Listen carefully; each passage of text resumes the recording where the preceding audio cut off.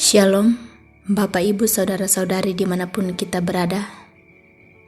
Mari bersama-sama mempersiapkan hati untuk bersekutu dengan Tuhan sebelum mengawali aktivitas kita pada hari ini. Kita siapkan hati dan pikiran untuk membaca bahkan merenungkan firman Tuhan di pagi hari ini sesuai bacaan harian Gereja Toraja dari Mazmur pasal 86 ayat 8 hingga ayatnya yang ke-13. Sebelum membaca dan merenungkan firman Tuhan, mari kita satu dalam doa, kita berdoa. Pada pagi hari ini ya Tuhan, kami umat-Mu kembali mengucap syukur untuk segala kasih dan penyertaan-Mu yang terus kami alami. Terima kasih buat kehidupan yang baru. Kami boleh ada pada pagi hari ini sebagaimana kami ada. Dan pada pagi hari ini ya Tuhan, kami rindu disapa oleh kebenaran firman-Mu. Berkatilah kami ya Tuhan, kuasailah kami dengan kuasa Roh Kudus-Mu. Kiranya melalui Roh Kudus-Mu lah yang akan memampukan kami membaca, merenungkan, bahkan memahami kebenaran firman-Mu pada saat ini. Bersabdalah ya Tuhan, sebab sesungguhnya kami sudah siap. Dalam nama Tuhan Yesus, itulah Tuhan dan Juru Selamat kami yang hidup. Amin. Mazmur 86 ayat 8 hingga ayatnya yang ke-13. Firman Tuhan. Tidak ada seperti Engkau di antara para Allah ya Tuhan, dan tidak ada seperti apa yang Kau buat. Segala bangsa yang Kau jadikan akan datang, sujud menyembah di hadapan-Mu ya Tuhan, dan akan memuliakan nama-Mu. Sebab Engkau besar dan melakukan keajaiban-keajaiban, Engkau sendiri saja Allah. Tunjukkanlah kepadaku jalan-Mu ya Tuhan, supaya aku hidup menurut kebenaran-Mu. Bulatkanlah hatiku untuk takut akan nama-Mu. Aku hendak bersyukur kepadamu ya Tuhan Allahku dengan segenap hatiku dan memuliakan nama-Mu untuk selama-lamanya. Sebab kasih setiamu besar atas aku dan Engkau telah melepaskan nyawaku dari dunia orang mati yang paling bawah. Demikianlah firman Tuhan. Amin.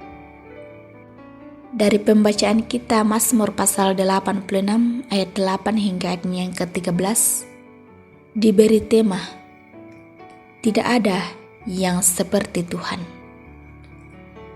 Tidak ada yang seperti Tuhan. Tae tulah dipasi tenderanna puang. Bapak Ibu saudara-saudari dimanapun kita berada, dalam perjalanan kehidupan kita tentu banyak pergumulan, banyak persoalan, masalah. Lalu dalam menghadapi itu, kemanakah kita mengadu? Kemanakah fokus kita mencari pertolongan? Dalam pembacaan kita pada saat ini, pergumulan berat yang dialami oleh pemazmur, ia memusatkan hidupnya dan mempererat komitmennya kepada Allah dan berfokus pada sifat hakiki Allah. Dapat kita lihat dalam pembacaan kita ayatnya yang ke-8 hingga ayatnya yang ke-13. Pemazmur menyerahkan kesusahannya kepada Tuhan. Karena pemazmur mengakui dan mengimani bahwa tidak ada Allah lain selain Allah yang dia sembah itu. Allah yang dapat melakukan keajaiban-keajaiban besar dan luar biasa di luar pikiran manusia.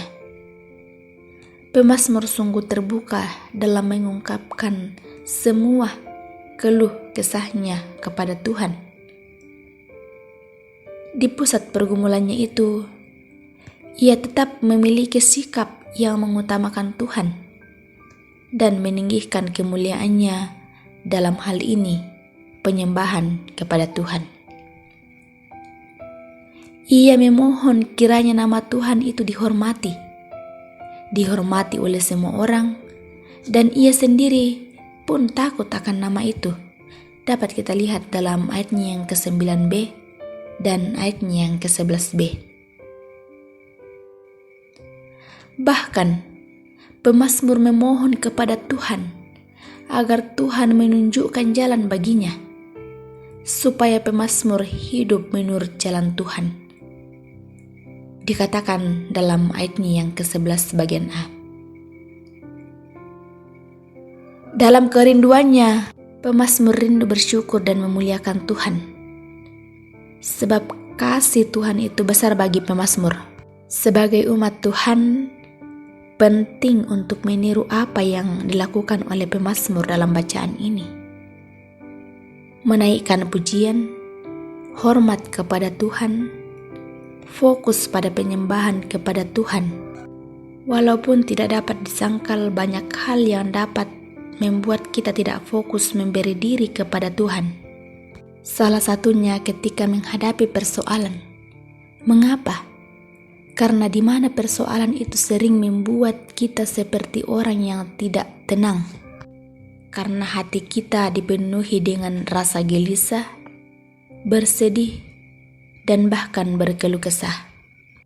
Namun perlu kita menyadari dengan keyakinan iman seperti pemazmur, bahwa hanya Allah saja tempat menaruh harapan dan bermohon. Percayalah bahwa Dia akan memampukan kita untuk berjuang menyelesaikan persoalan atau masalah yang ada. Penyertaan bahkan pertolongan Tuhan itu adalah sebuah anugerah. Mengapa? Sebab sebenarnya kita tidak layak oleh karena dosa. Tapi itu semua Allah nyatakan, Allah melayakkan kita karena Dia mengasihi kita. Karena itu, selayaknya pula lah kita memberi respon dengan bersyukur atas pertolongan Tuhan, atas penyertaan Tuhan. Karena terhadap Dialah kita membawa kehidupan. Wujud syukur itu tentu bukan hanya dalam hal memberi persembahan berupa materi atau uang saja, tapi juga kita bersyukur melalui tenaga, waktu, dan bahkan sikap kita yang menyerahkan diri sepenuhnya kepada Dia. Karena kita percaya bahwa tidak ada Allah lain selain Allah yang kita sembah. Kiranya Roh Kudus memampukan kita menjalani hidup, bahkan memampukan kita untuk menjadi pelaku-pelaku firman Tuhan. Amin. Mari kita berdoa. Allah Bapa dalam kerajaan sorga, kembali kami mengucap syukur kepadamu untuk segala kasih dan penyertaan-Mu yang terus kami alami dan kami rasakan dalam kehidupan kami. Bersyukur ya Allah, Engkau boleh memberikan kesempatan kami untuk beribadah melalui membaca firman-Mu, bahkan merenungkan firman-Mu pada pagi hari ini. Terima kasih ya Tuhan, kiranya apa yang kami baca, apa yang kami boleh dengar bahkan renungkan pada saat ini, tidak berlalu begitu saja, melainkan kami dapat mengaplikasikannya dalam kehidupan kami.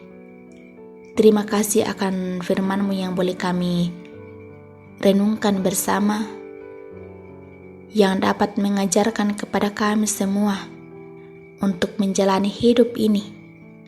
Ada begitu banyak tantangan, ada begitu banyak pergumulan, cobaan. Tetapi kami diyakinkan oleh firman-Mu pada pagi hari ini bahwa semuanya itu ya Tuhan, kami hanya berharap dan memohon pertolongan hanya kepada-Mu.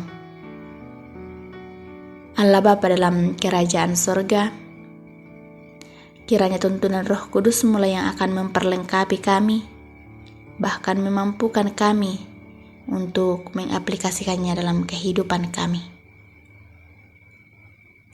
Ya Tuhan, kami berdoa buat segenap umat-Mu dimanapun mereka berada, dalam setiap tugas dan tanggung jawab.